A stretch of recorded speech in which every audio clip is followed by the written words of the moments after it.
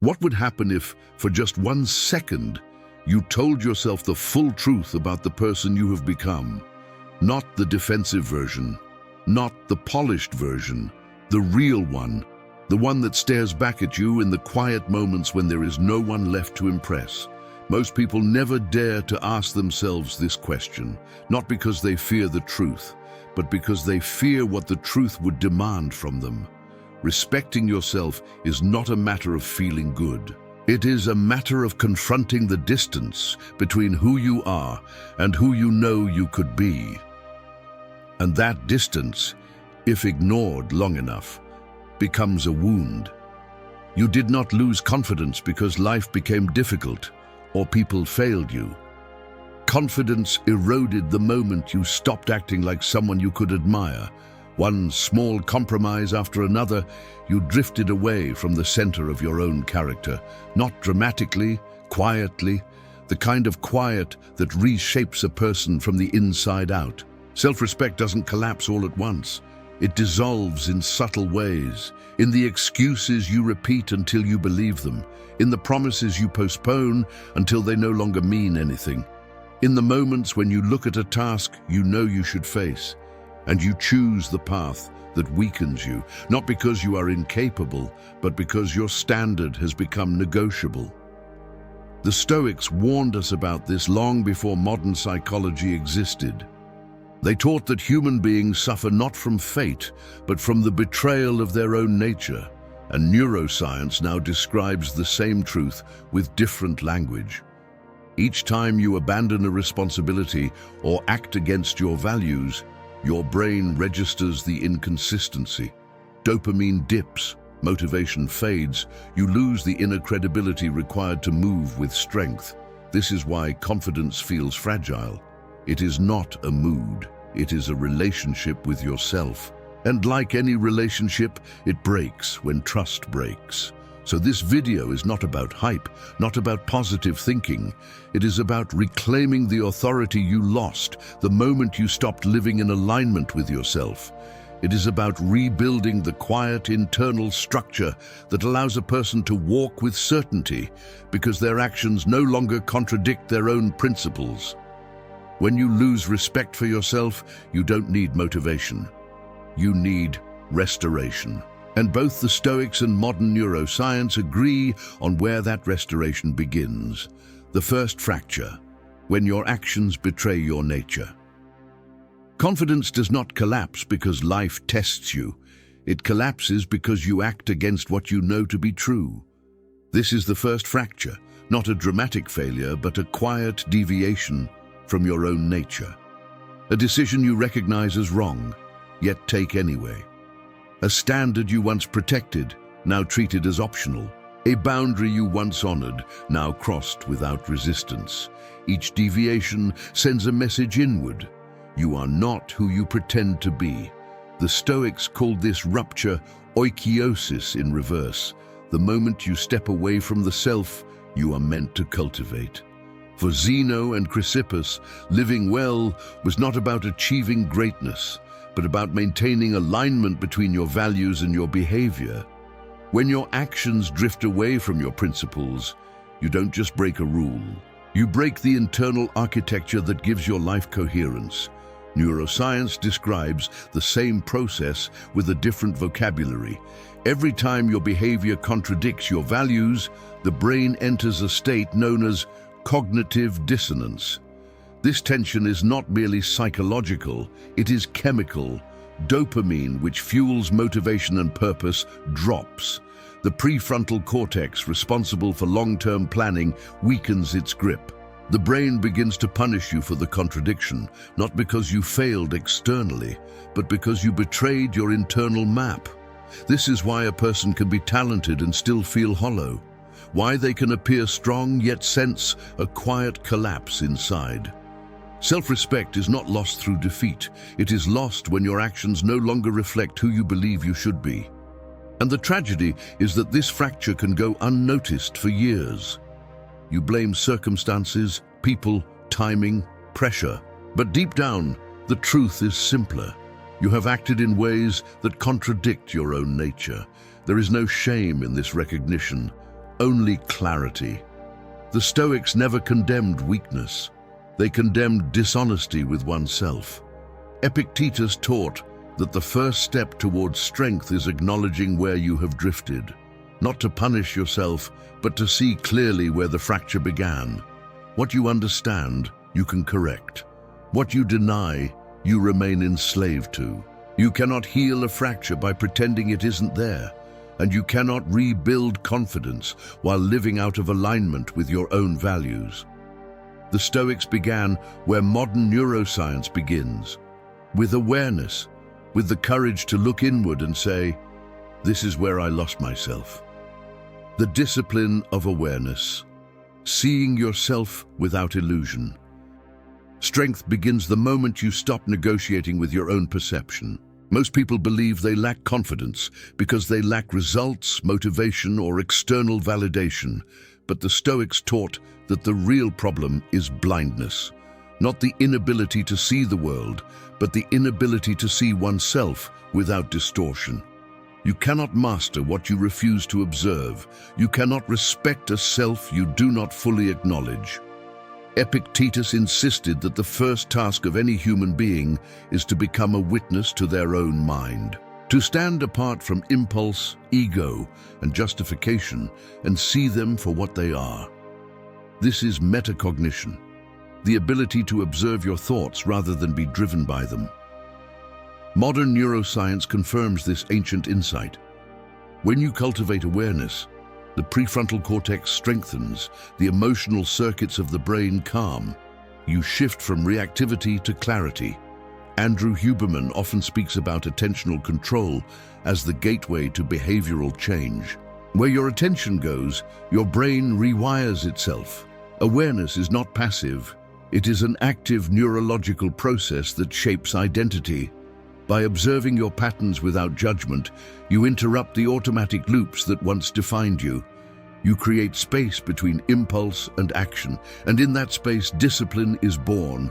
Daniel Goleman called this emotional honesty, the willingness to acknowledge your own fear, anger, avoidance, or weakness without hiding behind excuses. This honesty is not comfortable, but it is liberating.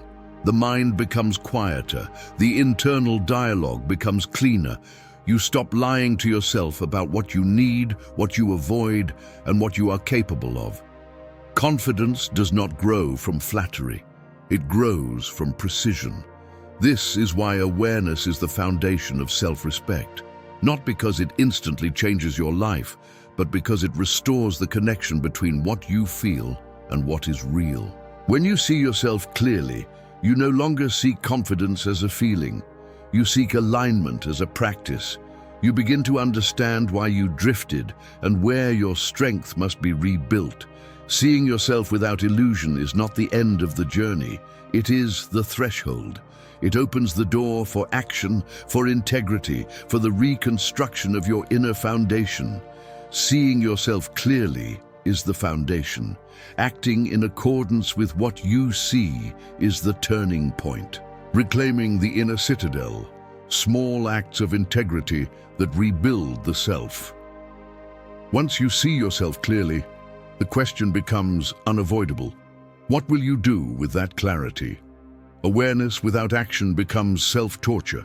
The Stoics understood that transformation does not begin with dramatic gestures, but with small acts of integrity repeated until the mind remembers its own strength. Marcus Aurelius wrote that if an action is not right, you must not do it. He wasn't offering moral advice. He was describing a method for rebuilding the internal structure of a human being. Integrity is not a grand event. It is a daily tuning of your inner compass.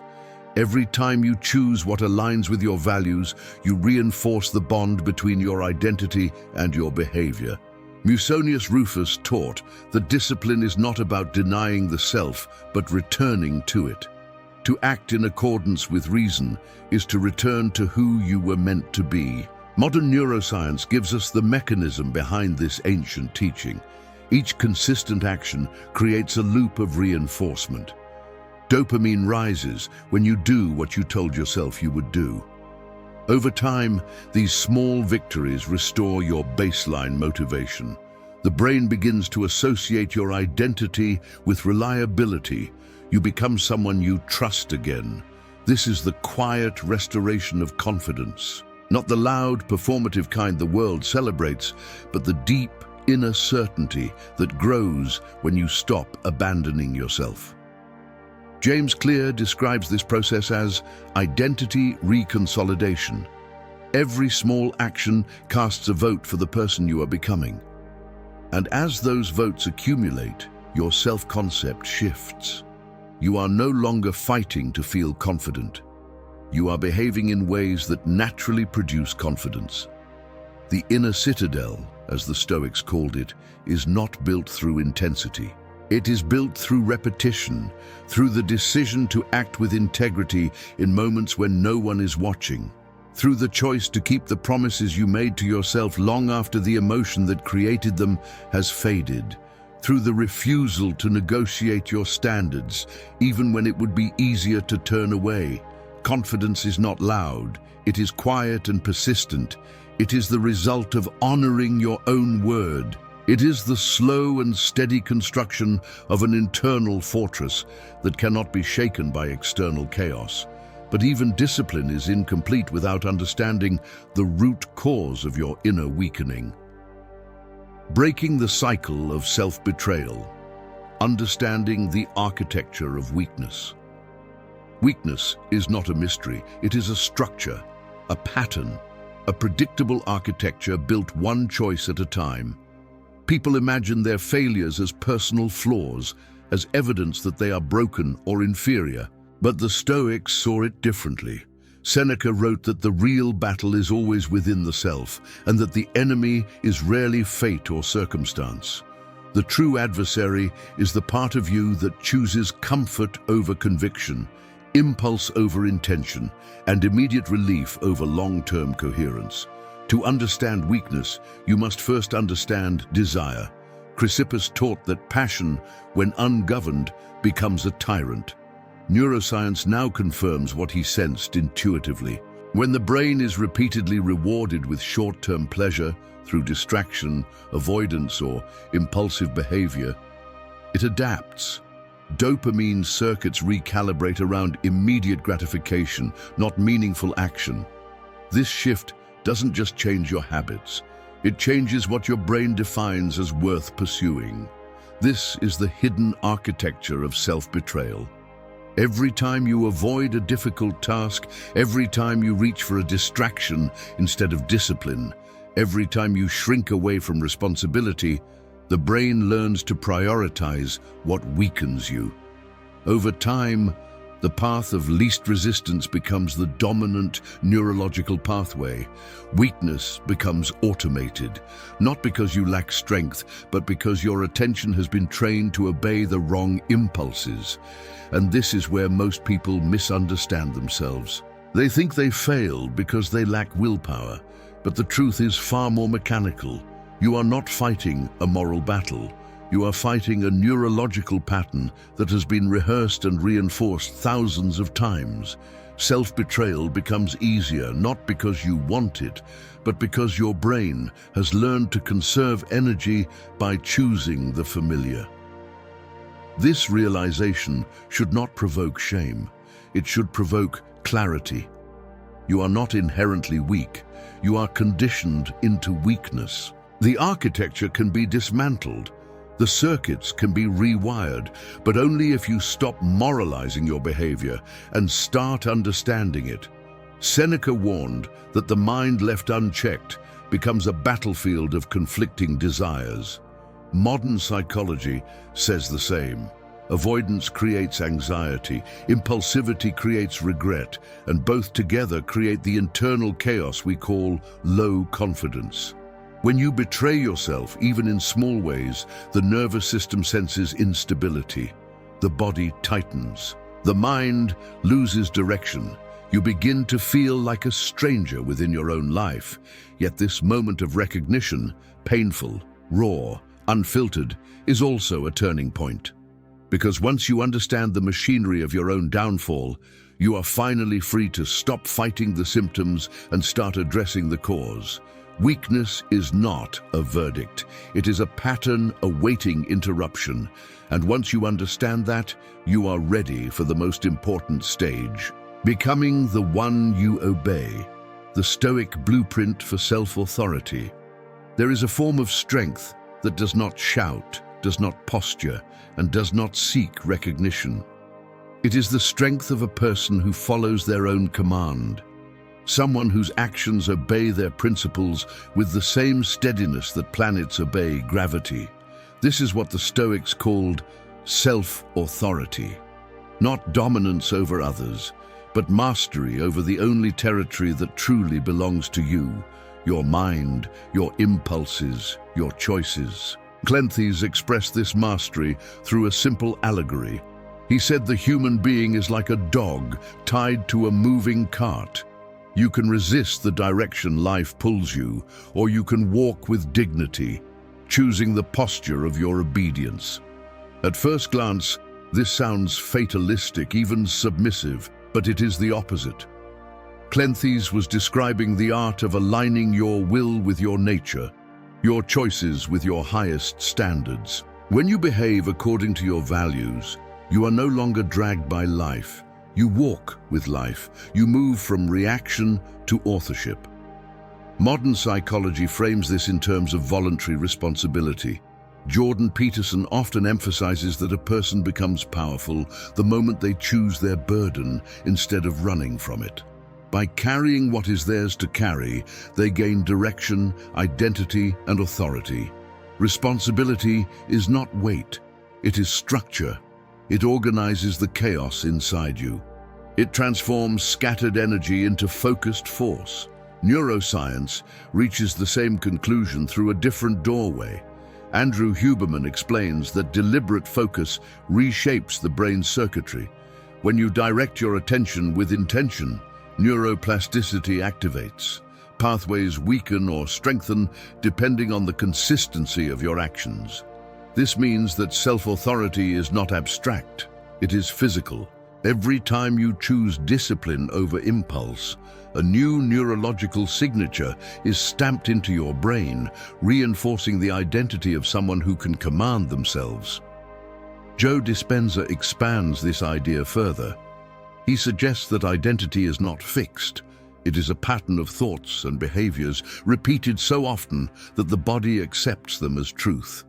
To change your identity, you must change your responses. When you act as the person you intend to become, even before you feel like that person, you interrupt the old pattern and install a new one.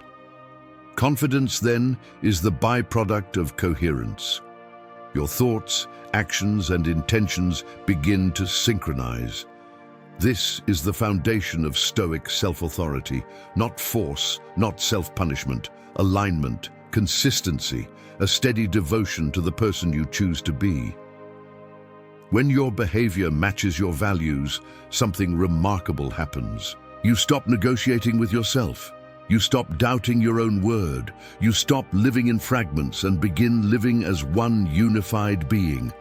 A person who obeys themselves walks differently. They speak differently. They decide differently. They do not chase motivation. They do not rely on inspiration. They follow their principle the way a soldier follows a commander, the way a river follows gravity. Their confidence is not emotional, it is structural. This is why the Stoics insisted that virtue is the only path to freedom. When you govern yourself, the world cannot govern you. When your actions are aligned with your highest standard, external approval becomes irrelevant. You trust your future self because you trust the choices of your present self. And when all of this converges, something rare happens. You do not merely act with confidence. You become someone worthy of confidence, the kind of person you can finally respect again. The return of self-respect confidence is not a prize you win or a mask you learn to wear. It is the quiet realization that you have stopped abandoning yourself. For most of your life, you were taught to chase approval, recognition, or strength in the eyes of others. But true confidence emerges when the chase ends, when you turn inward and see that the person you have been searching for is the same one you have been betraying, and that the path back is not dramatic. It is disciplined, it is intentional, it is deeply personal. Self-respect is a homecoming, not the return to who you used to be, but the return to who you were meant to become before you made yourself smaller for convenience, comfort, or survival. It begins the moment you choose alignment over impulse, the moment you choose truth over illusion, the moment you decide that your own word is worth more than momentary relief. The Stoics understood that the greatest victory a person could achieve was the victory over themselves, not by force, but by coherence. To live in a way that your actions are no longer fragmented. To speak in a way that your words carry the weight of truth. To move through the world, not as someone waiting for permission, but as someone who has taken responsibility for their own becoming. Modern neuroscience validates this ancient insight.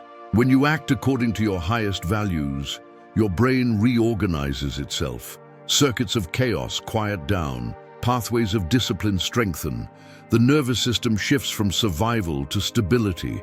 You begin to feel grounded, even when the world is unstable. You begin to trust yourself, even when uncertainty surrounds you. Confidence at the biological level is simply the feeling of being internally aligned. In this stillness, you start to realize something profound. You never truly lost your confidence.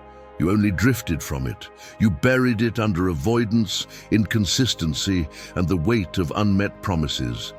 But the structure of confidence was always there, waiting for you to return to it, waiting for you to rebuild it piece by piece through deliberate action. When you stop negotiating your standards, self-respect returns. When you keep one promise, then another, confidence returns. When you choose integrity in private moments no one will ever witness, authority returns. Not the authority over others, but the authority over your own life. This is the kind of strength that cannot be faked, the kind that cannot be stolen, the kind that does not fluctuate with mood or circumstance. It is the calm certainty that comes from knowing you are living as the person you once only imagined you could be. And so, the journey ends not with triumph, but with clarity, not with noise, but with order, not with applause, but with the silent knowledge that you have come home to yourself. Many people spend their entire lives searching for a source of confidence. Few realize that the source was always within them, waiting for the moment they stopped running from their own potential. In conclusion, confidence is not an achievement. It is a return to coherence, a return to integrity, a return to the self you can finally respect again.